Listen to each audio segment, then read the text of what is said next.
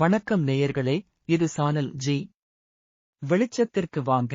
பால ஜோதிடம் இதழில் வெளிவந்த தொடர் கட்டுரையின் தொடர் நிகழ்ச்சி. படைப்பு விசு ஐயர். இனி சிந்தனைக்கு போகலாம். வெளிச்சத்திற்கு வாங்க. எங்கேயோ என்னமோ நடப்பது நம்மை எப்படிங்கயா பாதிக்கும் என்று சிலர் பொதுவாக கேட்பது வழக்கம்தான். ஆனால் பாருங்க, எங்கேயோ இடி சத்தம் கேட்கிறது.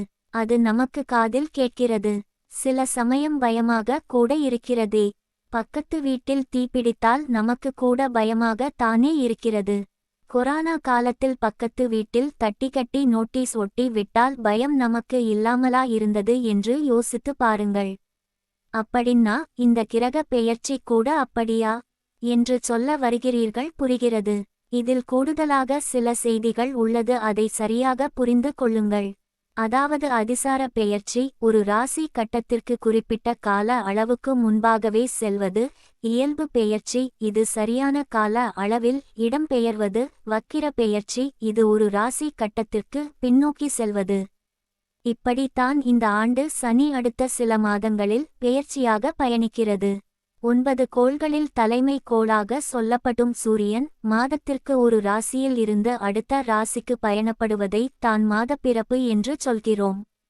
சங்கராந்தி என்று பண்டைய வழக்கத்தில் சொல்லுவார்கள்.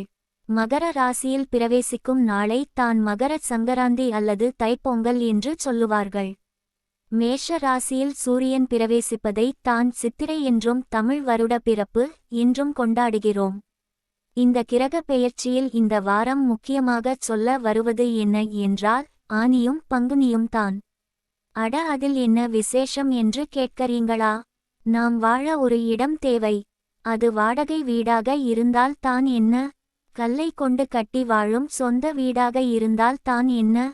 இப்போ எங்கே சார் கல்லை கொண்டு கட்டிடம்? எல்லாம் ரெடிமேட் வீட்டிற்கு மாறியாச்சு, ப்ரீஃபேப்ரிகேட்டட் ஹவுஸ் என்று சொல்ல வருகிறீர்கள். சரி, தான் காலச்சூழலுக்கு ஏற்ப நாமும் மாறிக்கொள்ள வேண்டியது தான். வாழும் இந்த வீடு மாறுவதை இந்த வாரம் சிந்திக்கலாம். ஆனி, அடியிடேல், குனி, குடிப்புகள் என்பது சோதிட பழமொழி. இதில் சொல்ல வருவது என்ன என்றால், ஆனி மாதம் கடைக்கால் தோண்டக்கூடாது, கட்டிட வேலை தொடங்க கூடாது. பங்குனி மாதம் கிரக பிரவேசம் போன்ற புதுமனை புகுதல் அல்லது வாடகை வீடாக இருந்தால் இடம் மாறுதல் கூடாது என்பது தான். இதெல்லாம் பழமொழி, அதை தூக்கி ஓரமாக வையுங்கள் என்று யாராவது சொன்னால் அவர்களுக்கு தான் இந்த வார சிந்தனை. அடிப்படையில் 2 சோதிட விஷயத்தை தெரிந்து கொள்வோம். 1 கோணம்.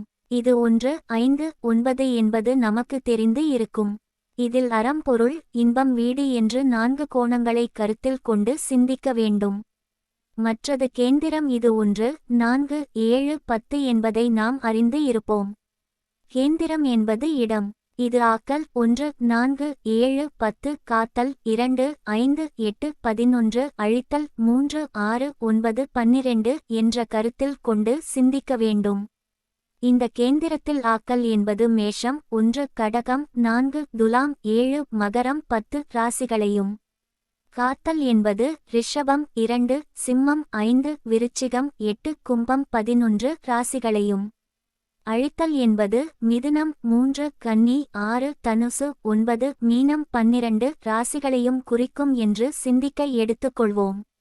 இதில் அழித்தல் என்ற வரிசையில் வரும் ராசிகளில் சூரியன் பிரவேசிக்கும் காலம் மிதுனம் ஆனி, கன்னி புரட்டாசி, தனுசு மார்கழி, மீனம் பங்குனி என்பதை இங்கே சொல்லாமலே புரிந்து கொள்ள முடியும் இல்லையா? ஆக அழித்தல் தொழிலை குறிக்கும் ஆனி, புரட்டாசி, மார்கழி மற்றும் பங்குனி மாதங்களில் புதியதாக ஒன்றை தொடங்காமல் இருப்பதுதான் நல்லது என்பதைதான் நமக்கு சொல்லி தந்து இருக்கிறார்கள் என்பதை புரிந்து கொண்டால் நன்மையே விளையும். ஒரு அழித்தல் நடக்கக்கூடிய இடங்களில் ஒன்றை ஆக்க நினைப்பது அறிவுள்ள செயல் அல்ல. எனவே ஆனி மற்றும் பங்குனி மாதங்களில் வீடு கட்ட கடைக்கால் போடுவதோ கிரகப்பிரவேசம் செய்வதோ கூடாது என்பதை புரிந்து கொள்வது நல்லது.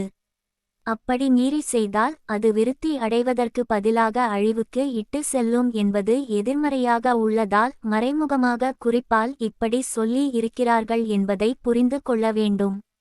சோதிடத்தில் 4ஆம் பாவகம் வீடு மனை பற்றி குறிக்கும் பாவக காரகம். இதில் காலபுருஷ ராசியான மேஷத்திற்கு 4ஆம் பாவகம் கடகம். இந்த கடகத்திற்கு 12ஆம் வீடு மிதுனம் இல்லையா? இதில் கடகம் ஆக்கல் தொழிலை குறிக்கும் ராசி, மிதுனம் அழித்தல் தொழிலை குறிக்கும் ராசி.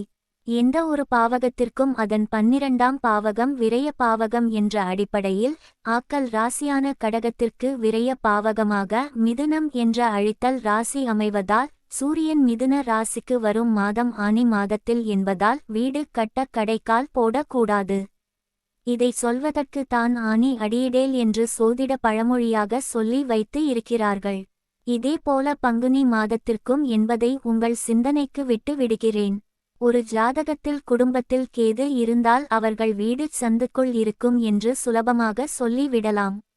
என்றாலும் வீடு என்பது வாழும் இடம், அது சிறப்பாக இருந்தால் மட்டுமே மன நிம்மதியுடன் மகிழ்ச்சி பொங்க வாழ முடியும் என்பதை புரிந்து கொள்ளுங்கள். கல்லும் மண்ணும் கலந்த கட்டிடத்தில் வாழ்வது இருப்பிடமாக இருக்கலாம், ஆனால் அன்பும் பாசமும் கலந்த இடம் தான் வாழ்விடம். அங்கே தான் மகிழ்ச்சியும் வளமும் பொங்கி பெருகும். உங்கள் நம்பிக்கைக்குரிய சோதிடர் உங்களுக்கான காலத்தையும் சுப காரியங்கள் செய்யும் நாளையும் குறித்து தருவார். உங்களை வெளிச்சத்திற்கு அழைத்து செல்வார். நம்பிக்கையுடன் இருங்கள், நல்லதே நடக்கும். உங்களுக்காக நமது சானல்ஜியில் தினம் ஒரு நிகழ்ச்சி ஒலிபரப்பு ஆகிறது. நிகழ்ச்சிகளை கேட்டு ரசியுங்கள், கருத்துக்களை சொல்லுங்கள். வணக்கம்.